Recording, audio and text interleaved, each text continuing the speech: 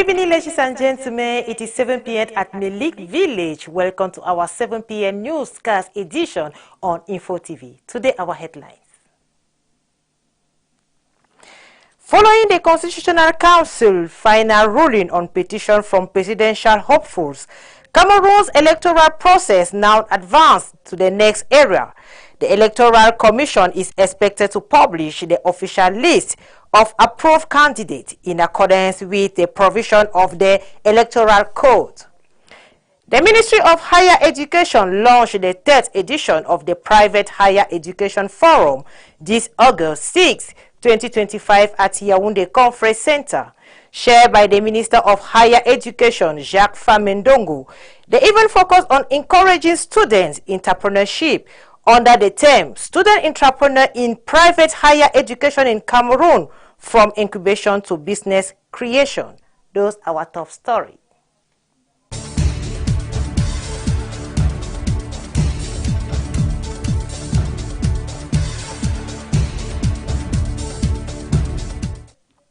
Following the Constitutional Council in final rulings petitions from presidential hopefuls, Cameroon electoral process is now advanced to the next area. The Electoral Commission is expected to publish the official list of candidates approved in accordance with the provision of the Electoral Code. We have more details with Patience Shintu.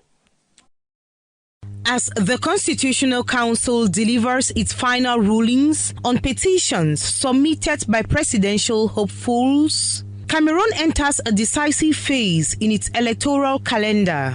The legal framework clearly set out in the Electoral Code leaves no room for ambiguity.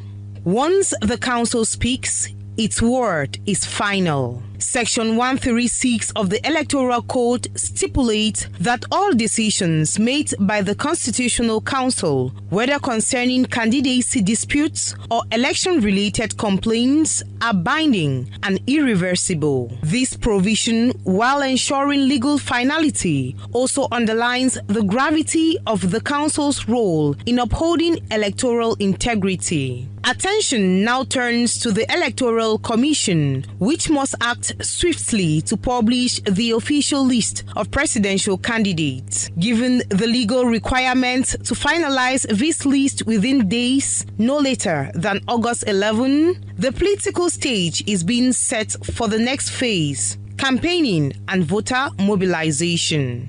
What this process affirms is that, despite political tensions or public debate, Cameroon's electoral system continues to operate within a strict legal framework. It's a reminder to both candidates and citizens that once judicial channels have been exhausted, the focus must shift from contestation to constructive participation. With the final candidate list imminent, the country enters a period of political engagement and civic responsibility. The rules are clear, the timeline is set, and the road to October election is firmly underway.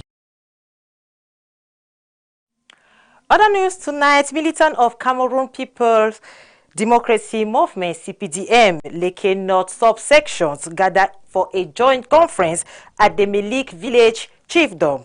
The conference provides a platform to militants to engage, discuss, and raise awareness on important topics within the CPDM Leke North 1 subsections. Details with Agnes Aout. On August 2nd, 2025, militants of the CPDM Leke North 1 subsection gathered in Melik for a joint conference. The event held under the patronage of the section president, Medat Mvondo, and the conference was aimed at mobilizing support behind the CPDM party. I would like to first of all thank and congratulate CPDM militants of Melik for the initiative they undertook to organize this subsection conference. We came to organize our troops. We have recorded the messages in favor of our natural candidate, His Excellency Paul Biya, at the presidential election come October 12, 2025. The conference equally focused on promoting unity and rallying behind the party's natural candidate in view of the upcoming presidential election. Militants were called upon to respect hierarchy, restore ranks for a clear and striking victory.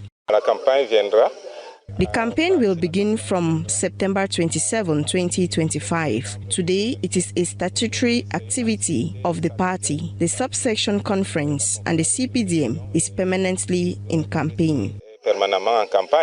CPDM militants in Melik have therefore promised a 100% vote to the natural candidate during the upcoming election come October 12, 2025. Our goal was to resource ourselves at the source, regroup and to educate our population in relation to the upcoming elections, to invite our champion candidate to the upcoming elections. It should be noted that CPDM militants in Melik are now mobilizing behind their natural candidate, President Paul Biya. According to the Academical Excellence, the Ministry of Higher Education launched the 3rd edition to the Private Higher Education Forums this August 6, 2025 at the Yaoundé Conference Center. Shared by Minister Jacques Fambendongo, the event focused on encouraging the student entrepreneurship under the theme of Student Entrepreneurship in Private Higher Education in Cameroon, from incubation to business creation. More details with Mimi Tiobo. A ceremony celebrating students entrepreneurs in Cameroon private higher education sector was held on Wednesday, August 6, 2025 at the Yaoundé Conference Center. The 3rd edition of the Private Higher Education Forum was presided over by the Minister of State and Minister of Higher Education, Jacques Fambendongo, in the presence of rectors, vice-chancellors and other dignitaries. The forum focused on the theme, the students entrepreneur in private higher education in Cameroon, from incubation to business creation. This is the responsibility. You must take it. It is, in fact, the biggest challenge of the entire higher education system. I asked my collaborators and head of state universities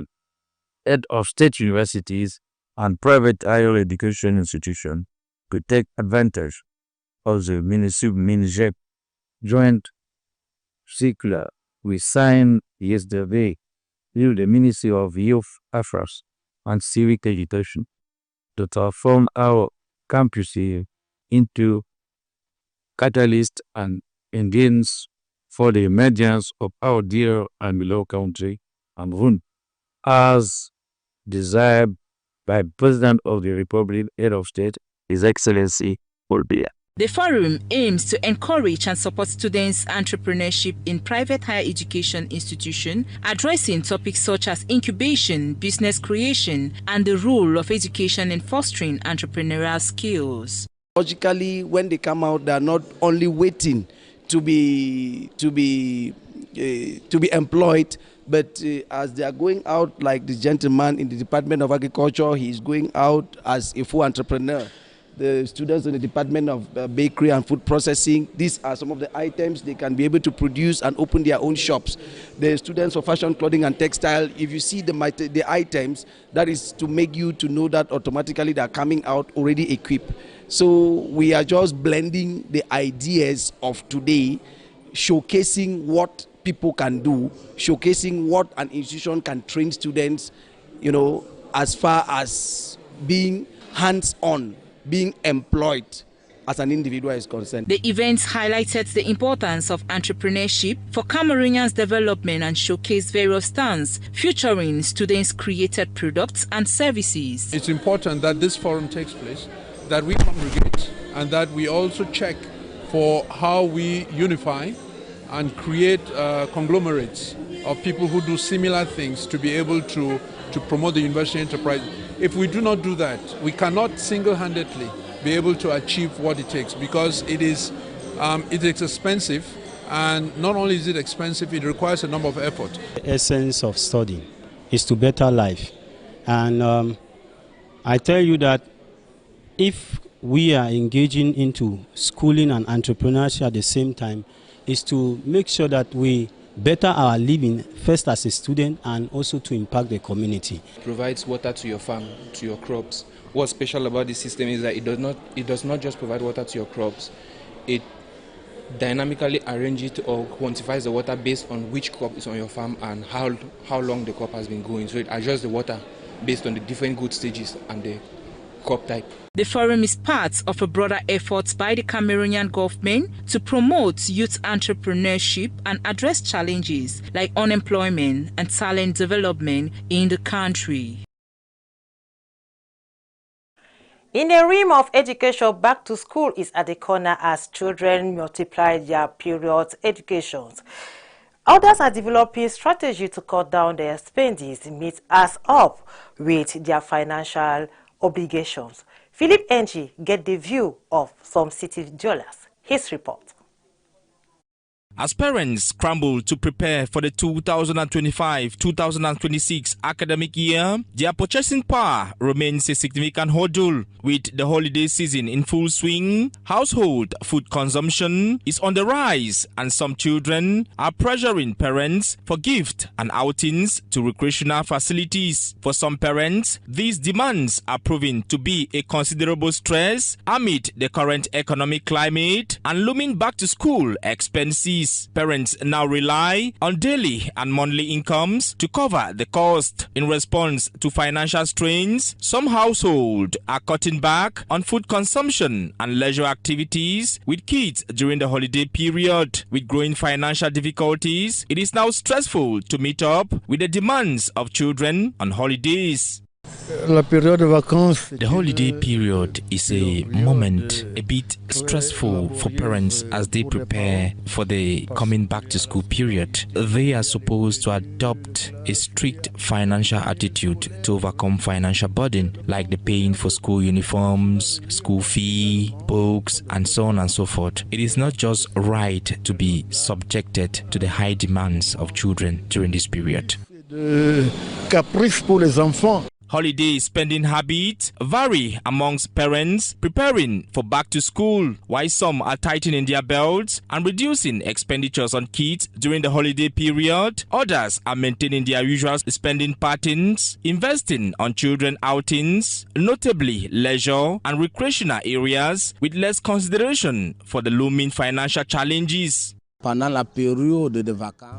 holiday period is not a time to reduce the consumption of children, most especially food. During this period, to me, it is very important not to deprive children from leisure or going to recreational areas or centers. That is what I know. The economic situation permits us to be very intelligent and careful on our spending. So we should allow these kids to enjoy their moment. It's their time.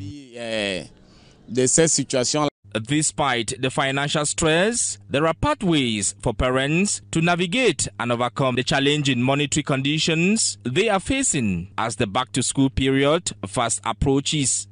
The needs of the children depends on the education. The needs and demands from these children depends on their education and upbringing. If a parent believes he or she can be seduced by the demands of the children, they should know that the needs and wants of these children are unlimited. But if a child is aware that he or she cannot seduce the conscience of his or her parent or guardians, the child will be conscious of his actions and demands and knows when the parent says no or yes to his or her demands.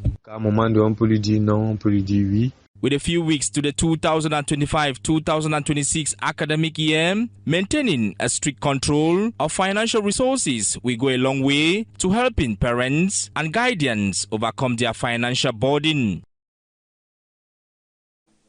Let us move to the southern region where a ceremony marked traditions, unity, and high-level attendance. Gia Benatofil is officially installed as Senior Divisional Officer in Kupe Manenguba. During the ceremony, the Governor Okalia Bilai mandated him to promote peace, development, and administrative collaboration. Details with Patient Shintum. Mr. Senior Divisional Officer, Ngia Beina Theophile, take command. In a vibrant and well-attended ceremony in Bangem, chief town of Kupe Maninguba Division, Ngeya Beina Theophile is officially installed as the new senior divisional officer. The governor of the Southwest region, Bena Okalia Bilai, presides over the event, calling on the new SDO to promote peace education, strengthen collaboration with administrative and traditional authorities, address long-standing boundary disputes, and remain neutral in chieftaincy consultation. Governor Okala Bilai emphasizes the importance of maintaining security, fostering development, and ensuring administrative continuity in a division marked by cultural diversity and development challenges. New SDO, Kupe Maningumba, shall first of all be at the disposal, fully at the disposal of the division to take care of all the inhabitants, to follow up the project earmarked by the state for the development of this division, and fight those who are still hanging around to disturb, to compromise the good execution of those projects, to bring peace definitively, and to fight with the support of all the entire population. What we know, the insecurity, and those who are planning to disturb the upcoming elections. Traditional rulers, administrative officials, local elites, and the population turn out in large numbers, marking the ceremony a moment of unity and renewed hope for the division.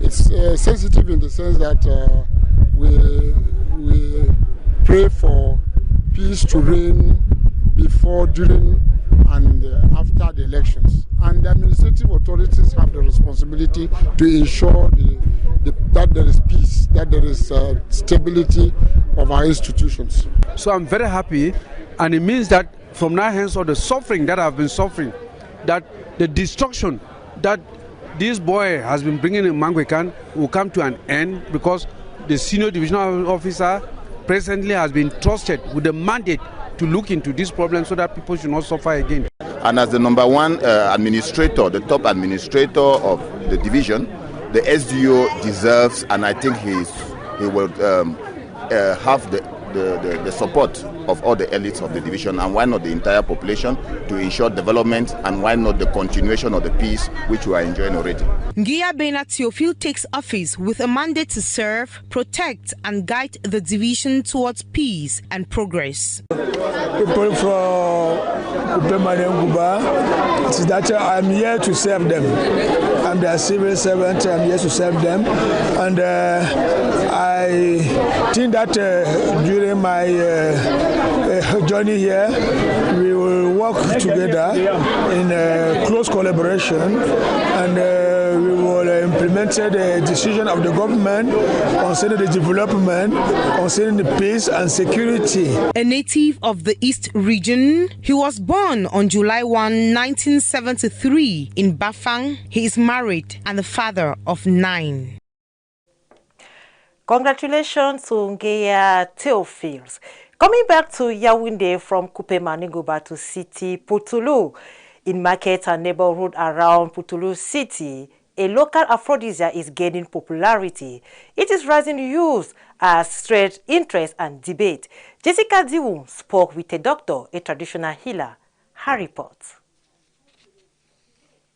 In market corners, Pulu is sold quietly yet quickly, becoming the talk of the town. As the popularity of aphrodisiacs like Pulu grows, attention is also turning to the limits of the effectiveness and the potential impact on the human body. Also, you can also realize that some of these substances can interfere with the normal drugs that we take for our regular illnesses or concerns, health concerns, and these effects can be harmful. There are some that can cause, because you take them in association, they would cause, like in antibiotics, they will cause them not to work normally. They will destroy them earlier. Some can cause bleeding, and some can cause the loss of sexual desire. In an insight with a traditional practitioner, he shared his perspective. You know, fancy who begin take the thing way, no fun and you. For say we get people when them get sick. Now we get some problem for seeking where they hurry you. Or they go only bad some medicine for some pharmacy who want to green, so go get drunk for woman for bed. We want to go buy some medicine for root where we want get power. Man we don't big where a big papa. If you take the medicine where will give you power, where you no get prostatic, where you no get chlamydia, where you no get pain. If we go take the medicine for get some more power, for ça say the man who don't big. When they see some more people when they go buy anything for root become green, now the people they get plenty problem. Back on the streets, opinions are mixed. Some see it as a harmless aid, while others call for more awareness and education. It's not good for young boys them because that drugs is weaken body. It's not good for human. Eat fine and treat yourself very well. Yeah, you're okay for doing anything you want to do. I take Pulu because it works well for me. Whenever I have the money, I buy it. It gives me confidence. When you feel like you're not performing well, it helps you feel like there's no problem at all. Once you have taken it, you feel ready. Yes, sometimes I don't take anything. I just go naturally with my wife. But other times, I take a product to boost my performance. She also takes some good products from time to time so that things go well between us. The use of Pulu reflects a bigger issue: how traditional beliefs, modern stress, and social pressure collide in matters of health and relationships. Blending ancestral arts and craft, Cameroon has traditional attire that identify various culture and association. However, this traditional attire give us the opportunity to have access and before. Mildred Funge show the importance and the difference between fake and traditional attire. Her report. From north to south, east to west, traditional regalia in Cameroon varies. Distinctive clothing and accessories are worn by groups of people to represent their culture, heritage, and social status. The tugo and dop, mostly worn by queens and notables in the grassed fields fondoms, are now seen on ordinary citizens, but traditional authorities argue otherwise. The traditional attire has forms that only the initiated can recognize. And as far as fashion is concerned, there are some designs that can be spiritual and mystical and can be used for business or any other activity in life. And people wear this because they really don't know the impact of all of this. To some, they just want to showcase their culture, and it is left for us, the initiated, to teach them. While traditional attires in Cameroon showcase an undeniable elegance, allowing Cameroonians to wear their traditional wear daily, originality and cultural rights cannot be compromised. We can't wear these dresses anyhow because there are consequences. The problem is ignorance, because there are consequences and people do face the repercussions, even spiritually and physically. There has to be some physical and moral discipline, and we see it every day. When someone puts on a traditional attire which they are not meant to wear, they get attacked by evil spirits or forces. Cultural outfits serve as a tangible link to a community's heritage, fostering a sense of belonging and pride. Let us talk about recovery presidential aspirant Leopold Besipin, known for his popular slogan, "I cannot be adding money on money," was received in audience by the Minister of Public Service, Joseph Lay, discussed the recovery of financial due owed to him by the state. Patient Shinto, more report. I cannot be adding money on money. The now popular slogan of presidential aspirant Leopold Besiping was once again echoed as he met today with the Minister of Public Service and Administrative Reform, Joseph Lay, to discuss efforts towards recovering financial dues owed to him by the state. Il s'est agi de liquider mes droits. The meeting was to claim my dues at the level of the public service to avoid me from adding money on money. So we calculated everything the public service is owing me, and very soon order will be signed for me to recover what the treasury owes me, so that next time I won't be faced with the ideology of adding money on money. Besiping, a teacher by profession, claims he was unlawfully suspended from his post between 2021 and 2023. His financial ordeal gained public attention during the filing of candidacies at Electoral, where his rejected application led him to file a petition with the Constitutional Council. We have studied his issue and found a possibility that permits Mr. Besiping to get his lawful dues.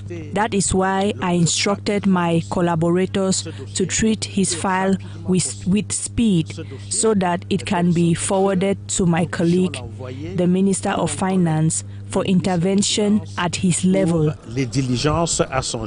After the audience, Minister Joseph Lay disclosed that Besiping's file has been thoroughly reviewed and that there is real possibility his claims will be resolved. The retired teacher expressed satisfaction with the outcome and voiced hope for a favorable resolution.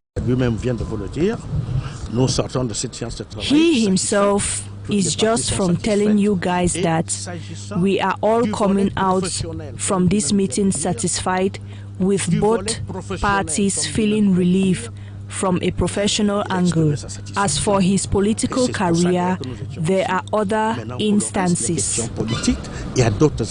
While optimistic about the progress made regarding his professional status, Besiping acknowledged that his political path remains uncertain following the rejection of his candidacy. La fonction publique ne t'occupe pas des joutes politiques.